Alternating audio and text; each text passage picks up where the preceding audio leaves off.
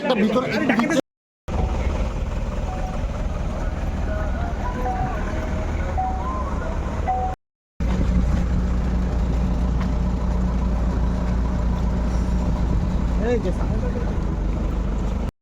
अभी चलो ना भाई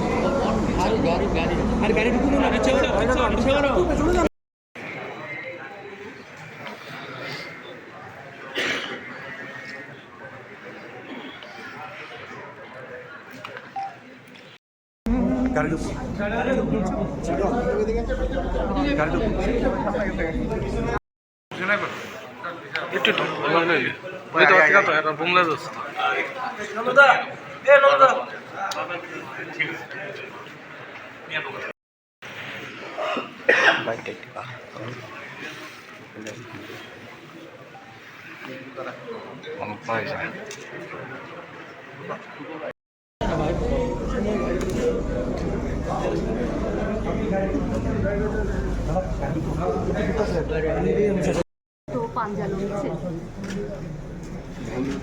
গতকাল শেষ রক্ষা আর হলো না। প্রয়াত হলেন রাজ্য বিধানসভার অধ্যক্ষ বিশ্ববন্ধু সেন। এই মুহূর্তে শেষ শ্রদ্ধা জানাচ্ছেন উপাধ্যক্ষ রামপ্রসাদ পাল। আগরতলা এনডিপি বিমানবন্দর থেকে তার মরদেহকে এসকর্ট করে নিয়ে विश्वबंधु सेन जी केवल असेंबली में स्पीकर के नाते ही नहीं पूरे एक बुजुर्ग आदमी हैं, 4 टाइम एमएलए रहे हैं और नॉर्थ त्रिपुरा में बहुत पॉपुलर लीडर है। मैं कभी भी टूर पे नॉर्थ त्रिपुरा जाते हैं तो पर्सनली मिलते थे और डेवलपमेंट के बारे में, जिला के बारे में, उनके कॉन्स्टिट्यूंसी के बारे में बात करते थे। वैसे ही जब असेंबली के इश्यूज़ के ऊपर चर्चा करने के लिए आते तो अनेक इश्यूज़ के ऊपर उनका ध्यान था, एक्सपीरियंस था। वैसे बुजुर्ग आदमी हमारा अपना स्पीकर आज अपने पास नहीं है, फिर भी वो जो रूट्स इधर देखे गया है, जो स्पिरिट से काम करा है, वो स्पिरिट आगे ले जा सकते हैं। बाकी के प्रजा, उनके आत्मा को भगवान शांति रखे, यही मैं भगवान से विनम्रता से प्रार्थना करता हूँ। प्रथम सभाय सदस्य হয়ে আসেন, সম্ভবত আমি তার আগের টার্ম থেকে বিধানসভার সদস্য ছিলাম, কাজে তার সাথে আমার পরিচিতি দীর্ঘদিনে। তো তখন আমি ছিলাম এই ট্রেজারি বেঞ্চে, তিনি ছিলেন বিরোধী বেঞ্চে। তো স্বাভাবিক রাজনীতিতে মতাদর্শগত, কর্মসূচিগত ফারাক, তর্ক বিতর্ক হয়। আবার যখন তিনি অধ্যক্ষ হয়ে আসেন এবং আমি দ্বিতীয় এই পর্বে বিধানসভার সদস্য হই, তখন তিনি ট্রেজারি বেঞ্চের পক্ষে, যদিও স্পিকারকে ট্রেজারি বেঞ্চ বলা হয় না, তিনি নিরপেক্ষ কাগজে পত্রে, তিনি বিরোধী বেঞ্চে। তো স্বাভাবিক মতাদর্শগত, রাজনীতিগত ফারাক এখনও, কিন্তু ব্যক্তিগতভাবে সেই শুরু থেকেই তার সাথে হৃদ্যতা ছিল। এবং তিনি যখন বিধায়ক ছিলেন, একটা যাত্রা গান বা এই সাংস্কৃতিক কর্মের সাথে সম্পৃক্ত, তখন দেখতাম তিনি নিজের স্বরচিত এই কবিতা বা এরকম ঢঙে খুব সুন্দরভাবে তার বিধানসভা এলাকার বা রাজ্যের কথা তিনি বলতেন।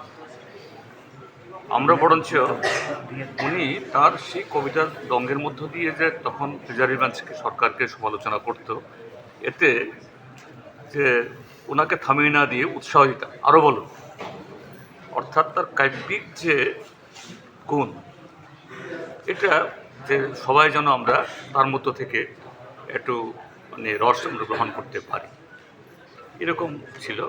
আর তিনি যা চেয়েছিলেন তার বিধানসভা কেন্দ্র ধর্মনগরের জন্য সবটাই পেরেছেন, কথা বলবো না, যে নিজ বিধানসভা এলাকার জন্য খুবই সোচ্চার ছিলেন। যেমন একটা কথা তিনি সবসময় বলতেন যে ধর্মনগরে এই রেলের ডিভিশন করতে হবে, তারপর সেখানে রেলের রিক্রুটমেন্ট সেন্টার করতে হবে ইত্যাদি বলতেন। যাই হোক, এটা কেউ চাইলেই যে সবটা করা যায় তা হতো না, সেভাবেই তিনি চেষ্টা করেছেন। যাই হোক, এখন এই মেয়াদে তিনি অধ্যক্ষের ভূমিকা পালন করছিলেন, আমি বিরোধী দলের নেতা, তো সেই হিসাবে আমরা বিরোধী দল তো চাইবই সবসময়, শুধু নিজেদের বিধানসভা কেন্দ্র না, গোটা ত্রিপুরার কথা বলার জন্য। এটাই সর্বকালের বিরোধী বেঞ্চ যারা, তাদের দায়িত্ব। সরকার ইচ্ছে করলেও তার দুর্বলতার কথা বলতে চাইবেন না, বরঞ্চ এটাকে আড়াল করবেন। আর বিরোধীদের দায়িত্ব হলো যে গোটা জনগণের কথা বলার জন্য। তো সেদিক থেকে স্পিকার তথাকথিত নিরপেক্ষ হলেও তার একটা বাধ্যবাধকতা আছে, সবসময় সেরকমভাবে সময় দিয়ে উঠতে পারেন না। এতে ওনার সাথে অনেক বাক্যের বিনিময়ও হয়েছে, কিন্তু ব্যক্তিগতভাবে আবার সেই একই রকমের সম্পর্ক সবসময় ছিল। আমি বলতাম ওনাকে যে তিনি যখন ছিলেন, এই কংগ্রেস দলের ছিলেন, পেছনের বেঞ্চে বসতেন, আমি তখন বলতাম যে না, ওনার যেরকম কথা বলার ঢং ডাং ইত্যাদি, যেটা খুব ভালো লাগে আমাদের, ওনাকে কিন্তু সামনে বসানো হচ্ছে না। তৎকালীন সময়েতে যারা বিরোধী দল নেতা ছিলেন, রতনবাবু বা এই সুদীপবাবুকে বলতাম, তো তিনি এটা মনে রেখেছেন। যখন স্পিকার হন একদিন আমাকে ডেকে নিয়ে যান ওনার ঘরে, কয় জিতেনবাবু, না জিতেনবাবু না, আমাকে জিতেনদা বলে রাখতেন, যদিও আমার উনি বয়স অনেক বড়। তো আপনার একটা সদিচ্ছা আমার প্রতি ছিল বলেই আমি আজকে স্পিকার হয়েছি। আমি তোমার তো মনে করতে পারছি না, তো কীরকম না। আপনি অনেক সময় বলতেন আমাদের নেতাদেরকে, কেন আমাকে নেতা বানানো হচ্ছে না, তো তারা করেননি, কিন্তু আপনি ঠিক চিনেছেন, এই জন্য আজকে আমি এই চেয়ার। যাই হোক, এরকম অনেক টুকরো টুকরো এই কী বলি স্মৃতি ভেসে উঠছে। আজকে তিনি নেই, খারাপ লাগছে। আমি তার পরিবার পরিজন, তার বিধানসভা এলাকার মানুষ সবার প্রতি সমবেদনা জ্ঞাপন করছি এবং তার প্রতি গভীর শ্রদ্ধা জ্ঞাপন করছি।